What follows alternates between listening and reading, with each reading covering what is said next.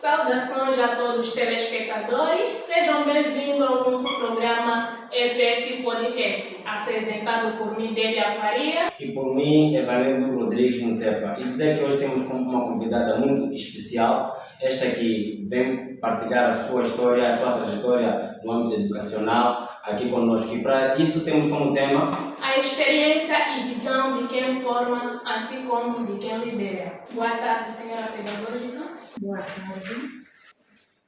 Eu também endereço as minhas saudações, senhora pedagógica. Espero que se sinta à vontade. Este é o nosso EPF Podcast e seja bem-vinda. Muito obrigada. E para iniciarmos a nossa conversa, poderia saudar também os nossos telespectadores que nos acompanham lá em casa também, aproveitando, dizer aquilo que é o seu nome, um pouco daquilo que é o seu breve historial. Boa tarde. Eu chamo-me Alima Armando Agostinho. Sou a pedagógica da EPF na MEDIL, Escola de Professores do Futuro na MEDIL. E estou nesta instituição desde 2009, como a primeira equipa, e por coincidência, ano de fundação da escola. Estou há 16 anos. E estou a responder a área pedagógica desde 2021, há 4 anos, nesta área pedagógica. Muito bem. Senhora pedagógica, poderia aqui nos explicar como é que começou a sua jornada na área da educação? A jornada na área da educação tudo começa com um concurso de admissão, concretamente no dia 12 de janeiro de 2024. Então, a partir daquele concurso, fui uma das apuradas e fiz o curso de 10ª classe nas 2 anos e 6 meses. Terminei essa formação de nível médio em 2007. Depois dessa formação, tive alguns meses de serviço, de janeiro a abril, a março. Dali, por sorte, ganhei bolsa de estudo e fui em Maputo. Fiquei 3 anos, fiz ciência de educação. Por sua vez, fui colocada nesta escola como formadora estagiária em 2009. Depois daquele estágio, culminou em assinar contrato. Assinei meu contrato, o primeiro contrato, com a primeira formação de nível médio. Assim comecei a trabalhar nesta instituição como formadora estagiária. Depois passei a assinar o contrato, assim até hoje. Certo. E visto que tem uma jornada destas, o que a motivou a aceitar esse desafio de ser adjunta pedagógica na Escola de Formação de Professores de Nametil? Com certeza é um desafio. Certo. Como motivação, não tenho cá algo a dizer concretamente, porque não foi um concurso, Certo. foi uma indicação. Sim, eu fui indicada e aceitei esse desafio, porque faz parte das obrigações do funcionário público aceitar com respeito, assumir um cargo para responder aquilo que são as necessidades da instituição onde a pessoa se encontra. E com certeza eu aceitei, com todo respeito, e estou aqui porque tinha que aceitar. Certo. E esta é uma comunidade escolar e cada um tem o seu comportamento.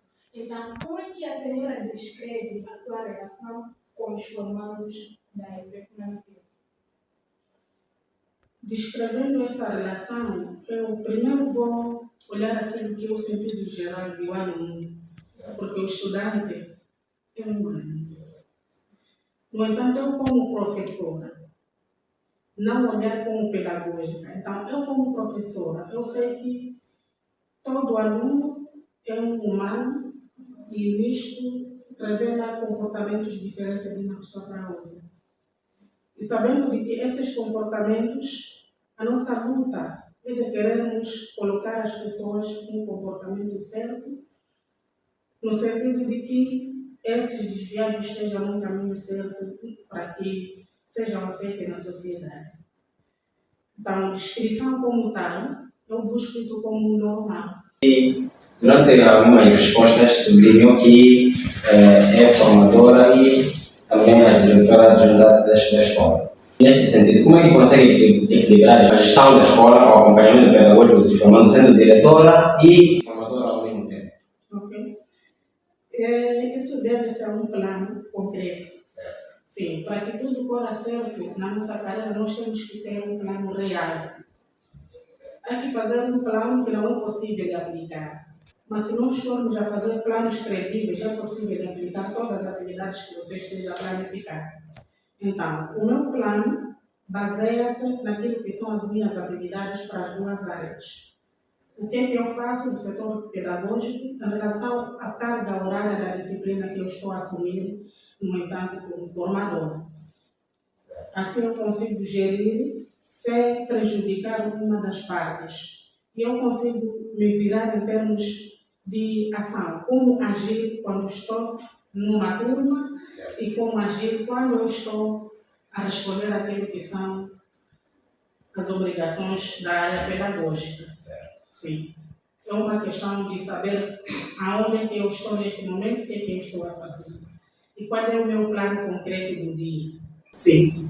E como é que é a EPF que prepara os formandos para lidar com...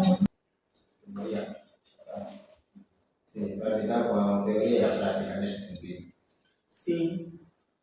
A EPF prepara os formandos para lidar com essas duas situações em várias fases, envolvendo diferentes atividades. Certo. Numa primeira fase, os nossos estudantes recebem cursos com os nossos docentes aqui na instituição e, por sua vez, são envolvidos os nossos estudantes para treinar aquilo que é a realidade das turmas que eles esperam para o campo real. Então, assim, temos a teoria na sala de aula, depois os estudantes passam para a fase de práticas pedagógicas, onde eles se encontram com o aluno na escola primária, vivem aquilo que é a realidade da escola, colhem certas experiências extracurriculares na base dessa fase e se aproximam com as crianças numa primeira fase. De seguida tem a parte do estágio.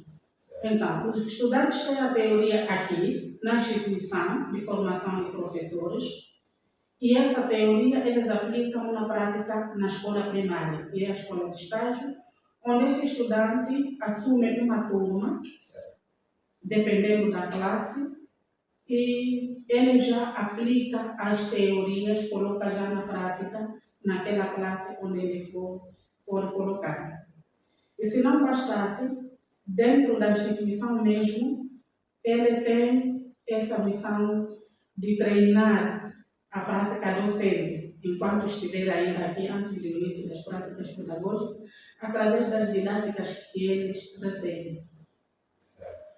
E espero que ainda esteja nos acompanhando. A nossa conversa está a ser muito produtiva. Você que acaba de chegar agora, estamos a entrevistar a senhora pedagógica da Escola de Formação de Professores do Futuro Nativa.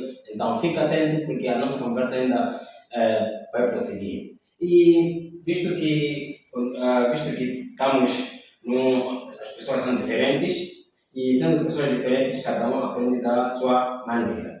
Então, como é feito o acompanhamento dos formandos que têm dificuldades de aprendizagem? Dependendo da dificuldade de cada um, os acompanhamentos são feitos de acordo com o problema de cada um. Com certeza, existem certos problemas que nem cabem à EPF, mas nós assumimos, porque a pessoa concorreu, entrou. Então, nos primeiros meses, de fevereiro a março até abril, o Conselho de Formador faz questão de identificar os formandos que entraram com certos problemas que deviam ter sanado no ensino básico ou no ensino secundário. Então, cria-se clubes de interesse. Chamamos de clube de interesse para que este estudante que tem aquela dificuldade não se sinta lesado, que nós estamos a fazer trabalho de recuperação. Então, criamos clubes de interesse. Nesses clubes, temos a literacia, numeracia, clubes de inglês, artes, entre outros clubes. Envolvemos todos, formamos, inclusive aqueles que tenham problemas dessas dificuldades. Essa é uma parte. A outra parte é, nós temos nossos estudantes divididos em turma, dentro das turmas temos grupos nucleares. Na base desses grupos nucleares, temos estudantes com as capacidades suficientes que possam ajudar aqueles que tenham problemas de leitura, escrita, caligrafia. Então, nesses grupos, eles fazem estudos coletivos e fazem a questão de ajudar uns aos outros. E o formador pertence a um certo grupo nuclear, faz acompanhamento dos seus estudantes com problemas de leitura e escrita, e aqueles que as caligrafias não se entendem, então o formador faz esse acompanhamento através de um material específico. Oferecemos quadros silábicos, oferecemos panfletos com a escrita inicial, onde esses estudantes fazem o treinamento da caligrafia e como juntar uma letra com a outra letra. Com o andar do tempo, depois de 2, 3 meses, nós conseguimos recuperar muitos estudantes, sem deixar de trás que se ele ajudar. Sim, porque a aprendizagem é interesse. E qual é a maior recompensa que um formando pode esperar ao concluir a sua formação cá na IPF? Temos uma política que diz governação coletiva. A IPF tem a governação coletiva, quer dizer, todos os nossos estudantes fazem parte da gestão da escola. Todas as áreas que têm a ver com o funcionamento da escola estão lá dentro informando, a fazer parte da gestão. Neste caso, estamos a falar de agricultura, estão lá estudantes. Se formos a dar exemplo concreto, eu não sei quando é que eu passei na horta, mas estão a produzir. Quem está em frente são os estudantes. Temos, para além da produção escolar, nós temos a cozinha. Quem está na gestão da cozinha geral são os estudantes que controlam a logística dos produtos que nós temos. E tudo está acontecendo. Para além disso, os nossos gestores para cada equipa são estudantes de desporto, cultura, são formados. Assim como estamos a fazer agora, está na responsabilidade de estudantes. Então, nós esperamos que este estudante seja outro tipo de professor, que não é o mesmo professor que sai em outra instituição. Então, com isso, marca a grande diferença dos nossos graduados. Porque são graduados com habilidades que não são só para a sala de aula, mas sim têm mais habilidades para a vida. Certo. E visto que estamos a falar do tema de liderança na parte da mulher, e neste sentido, que desafios enfrentou ou ainda enfrenta sendo mulher em posição de liderança numa instituição educacional? Tratando-se de experiência, Certo. numa primeira fase, antes de 2021, eu trabalhei com o internato desde 2011 até 2021. Quais são os desafios? O internato é um lugar onde o estudante se sente acomodado. E ele acredita que está num lugar onde tem que fazer tudo o que ele quer. O grande desafio é fazer perceber a esse estudante que o internato não é onde você tem que fazer as coisas como você quer. Porque tem um regulamento que diz isto, você tem que se comportar assim. E para nós todos percebermos que o internato é nossa casa, precisamos de manter a limpeza, por exemplo. É um assunto que o estudante não concorda, mesmo sabendo que dorme ali, prefere viver assim mesmo, sem manter a limpeza. Então, para cá, ainda há mais desafio. O grande desafio é a luta no setor pedagógico, na gestão geral da escola, no seu sentido geral, é de você receber 100 estudantes, graduar 100. Então, o desafio acontece na medida de que não é possível você graduar os 100 como você planificou. Olhando naquilo que nós falamos aqui, que existe aquela parte comportamental. E temos aqui um regulamento que diz que nós só temos que graduar o professor que reunir esses requisitos. Então, com o andar do tempo, encontramos certos problemas que o regulamento não aceita e acabamos perdendo alguns formandos em várias vertentes. Pode ser por doenças, pode ser esses por comportamento, ou pode ser mesmo por reprovações. Várias coisas acontecem durante a formação, então é um grande desafio. Quando acontece algo que periga a formação do estudante, é uma complicação para mim também. Sim.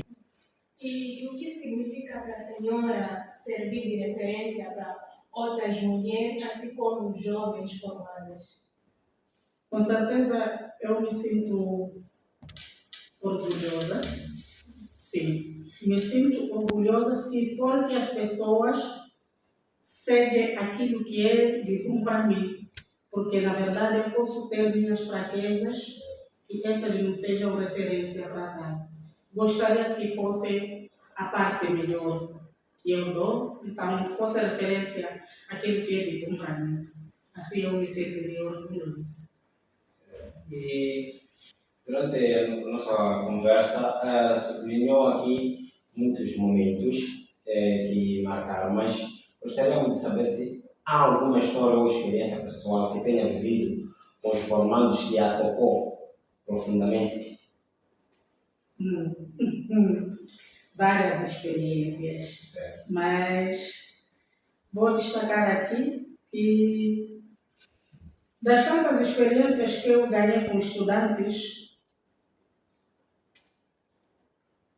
vou me referenciar daquilo que são adquirir experiência com o seu estudante.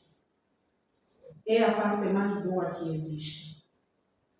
Eu aprendi muito com meus estudantes, muita coisa, não sei como mencionar, mas acredito de que essas aprendizagens estão a me servir porque eu coloco em prática. O estudante é algo que eu posso me inspirar, porque na DPP eu aprendi que o estudante é mais experiente do que você que é profissional, porque tem um padrão. Você tem um padrão, tem um plano concreto. E algumas vezes o estudante é espontâneo. Ele faz algo sem saber se é benéfico ou não.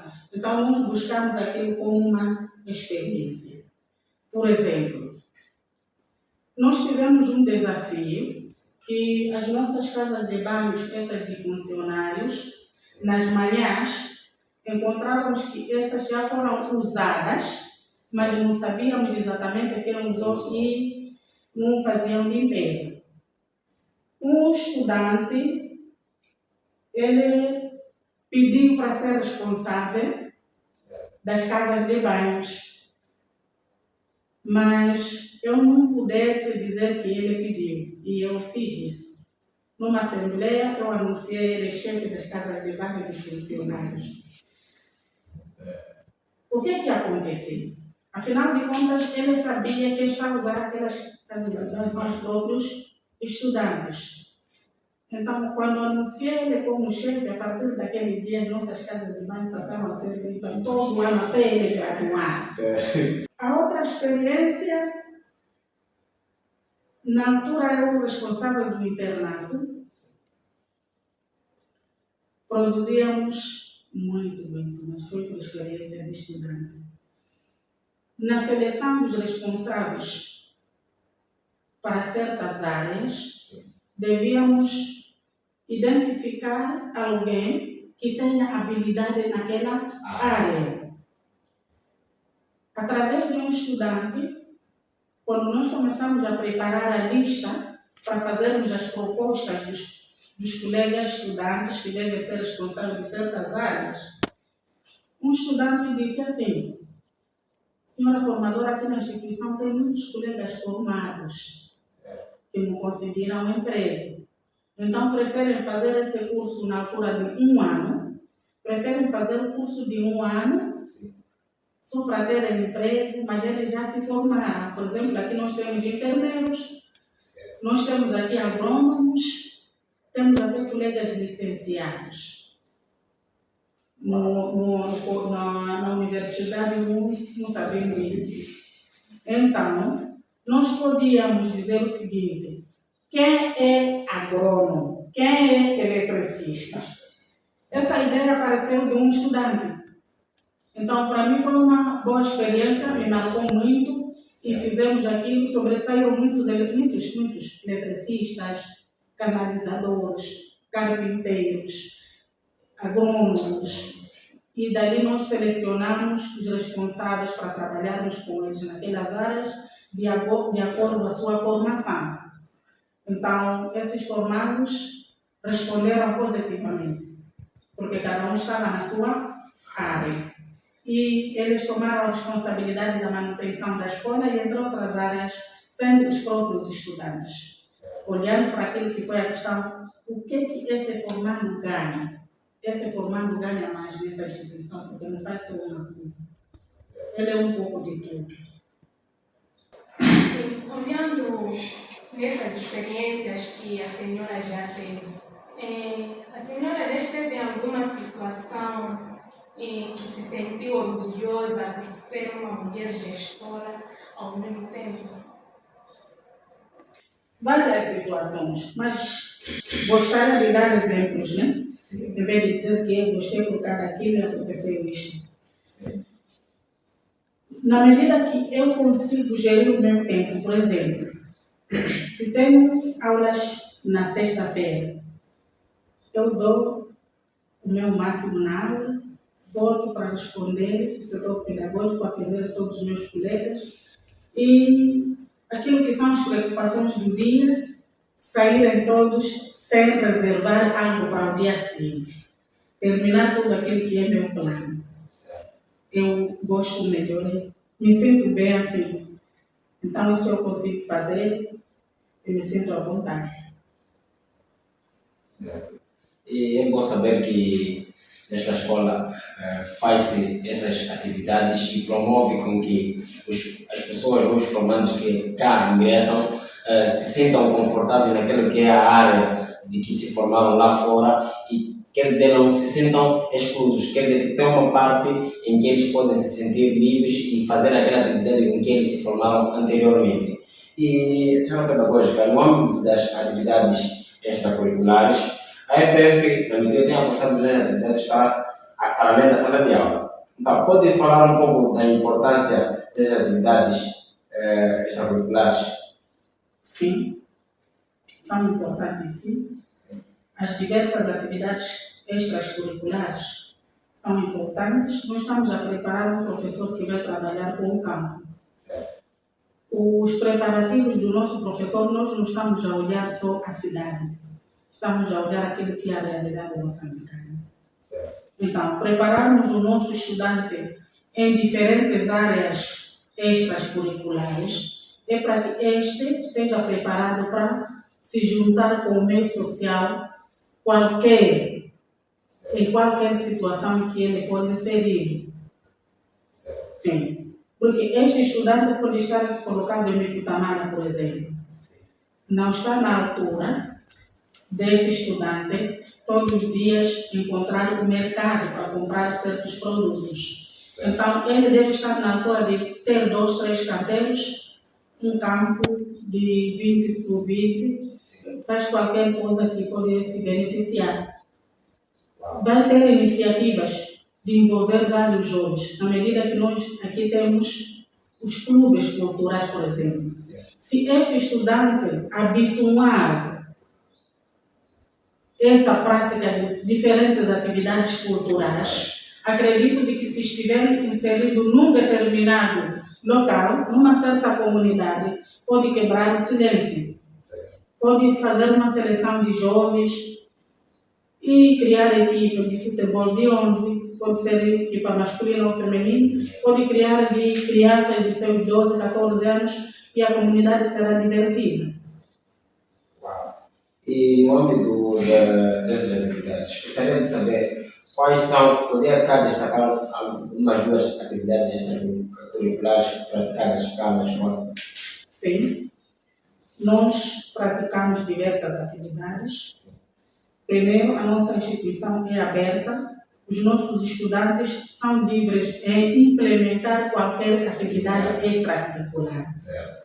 A partir delas, nós aprendemos muitas danças tradicionais, são praticadas aqui, passagem de moda, nossos estudantes praticam aqui, e teatros com diferentes conteúdos que eles desinteressam para trazer certas mensagens para o público, eles fazem isso. Temos a parte do desporto, temos a equipa masculina, assim como feminina, futebol de 11, voleibol.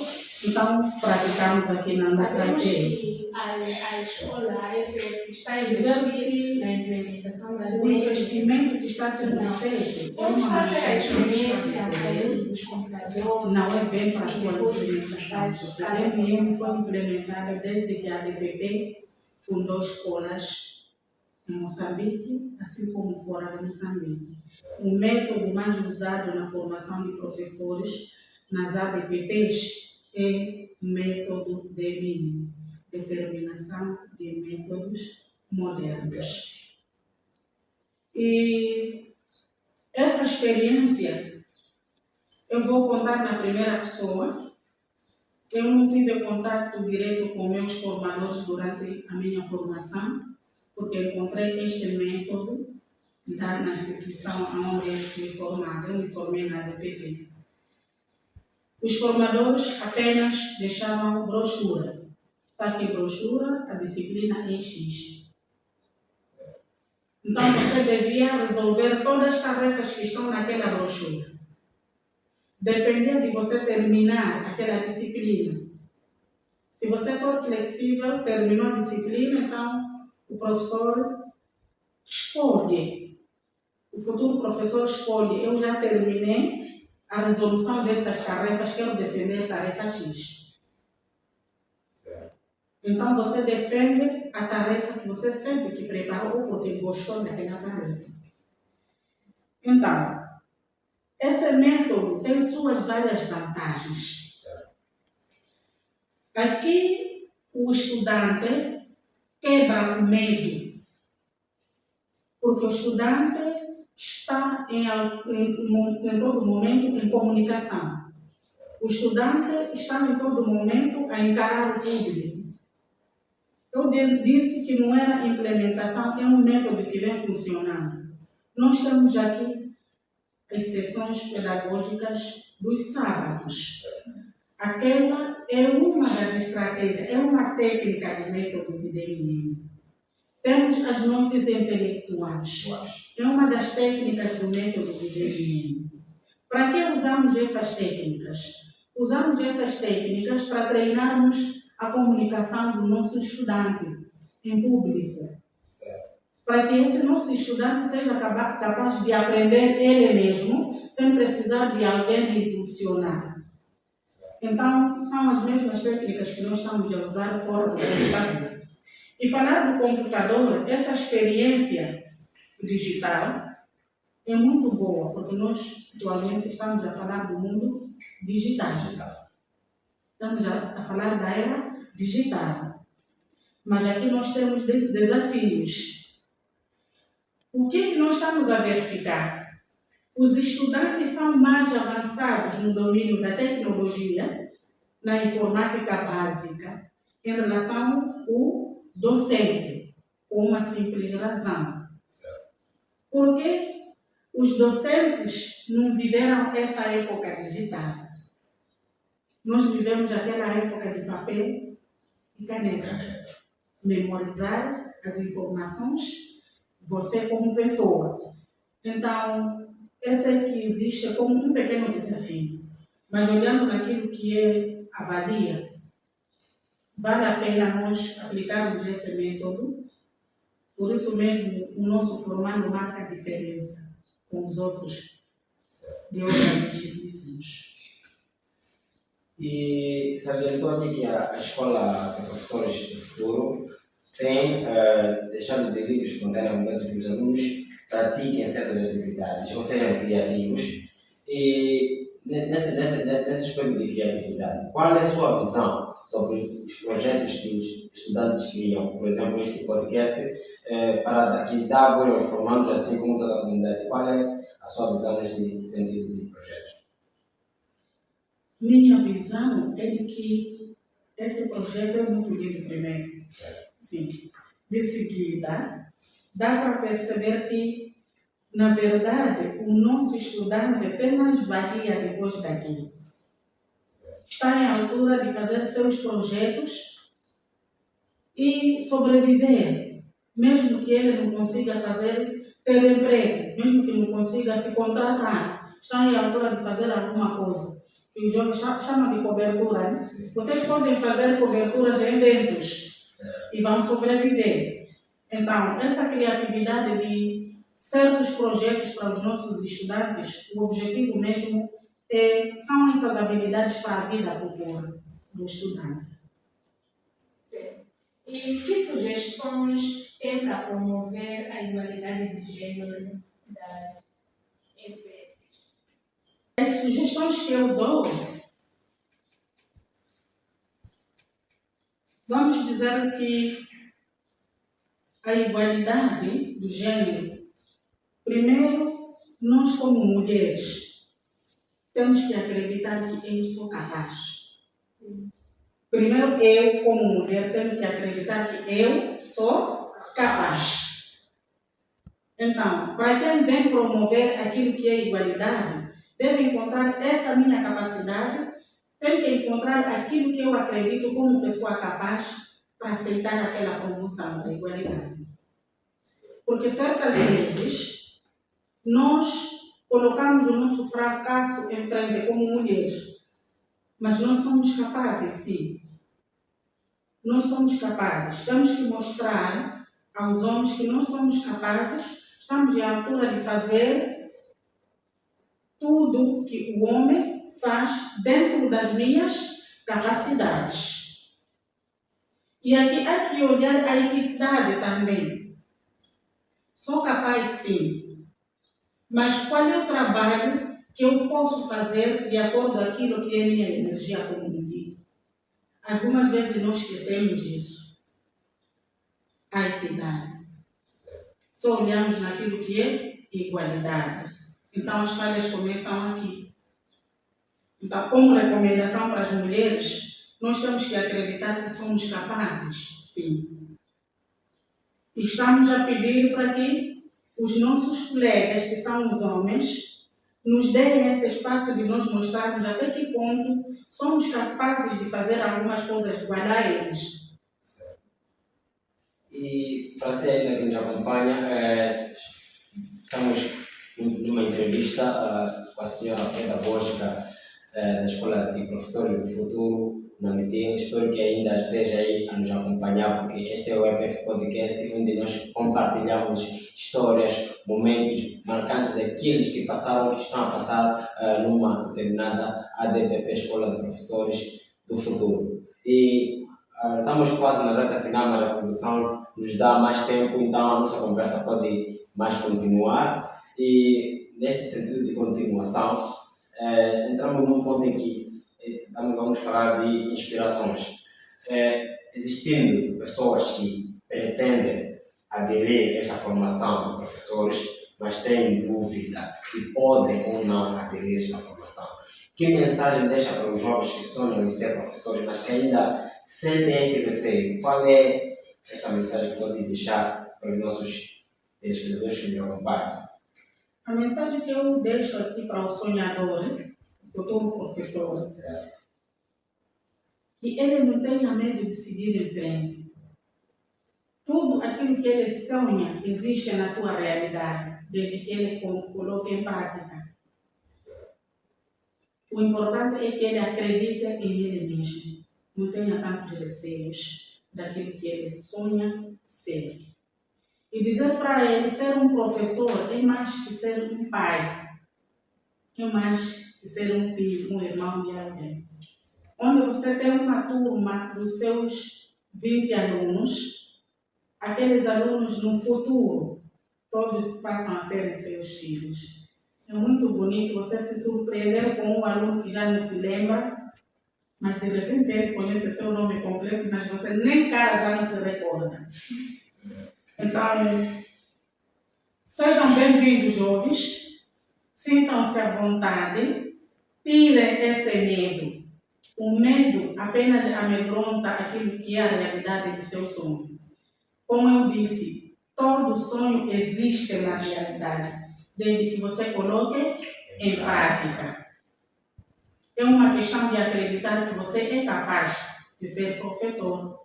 Assim como os outros conseguiram ser professores, você será.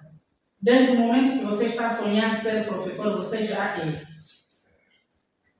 E que mensagem a senhora deixa para outras mulheres que trabalham na educação de Moçambique?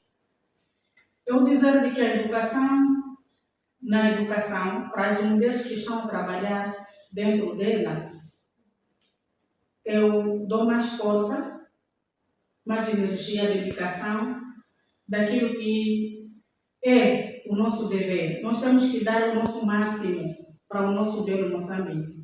Nós temos que ser o exemplo para as outras mulheres que ainda não acreditam que elas podem fazer algo mais para o bem do nosso povo moçambicano.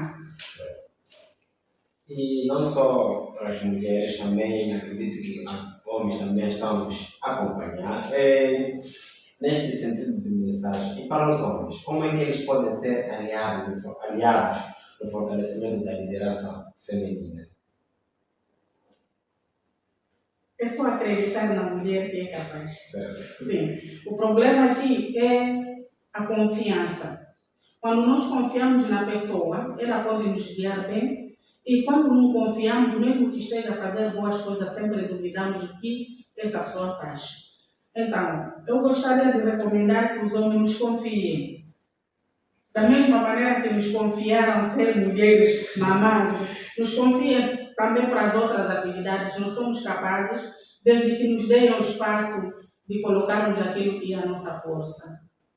Certo. E dizia eu há poucos minutos anteriores ou atrás, estamos na reta final do nosso programa e a nossa conversa é vasta, continuamos a perguntar. Acho que a senhora pedagógica tem muitas histórias para nos contar, então, mas neste momento o tempo já não nos permite e gostaria que a senhora pedagógica deixasse uma mensagem de conforto para os nossos telespectadores, uma mensagem final daquilo que queira falar para os nossos telespectadores. Eu estou aqui para convidar a todos, jovens finalistas de 12ª classe, que estejam aqui conosco. Nós estamos a esperar vocês com toda a força, todo o amor. Vocês são os futuros substitutos, porque nós vamos à reforma. Então, sejam bem-vindos à DPP, EPF na Mitil. Daqui a pouco teremos inscrições para o recrutamento da equipa 2026. A partir de outubro, teremos inscrições. Então, que venham se inscrever. É um desafio, mas é necessário. Certo. Obrigada. Espero que tenha se sentido confortável na nossa entrevista. Não sou confortável, eu me senti muito feliz. Então, nós agradecemos por ter aceito o nosso convite. Espero que das próximas vezes que a gente mandar o nosso convite, a senhora possa aceitar, porque são experiências que a gente está a partilhar com os nossos telespectadores, não só os telespectadores que estão lá fora em casa, mas também os formandos cá na instituição, que não conheciam essas histórias que acabou nos contando. E é de agradecer mesmo, dizendo muito obrigado. Muito obrigada e foi uma grande honra ter agradecemos a todos que nos acompanharam até aqui e não se esqueçam de nos acompanhar no próximo episódio, porque educar é moldar conhecimento. Este foi um EPF Podcast. Até a próxima. Até a próxima.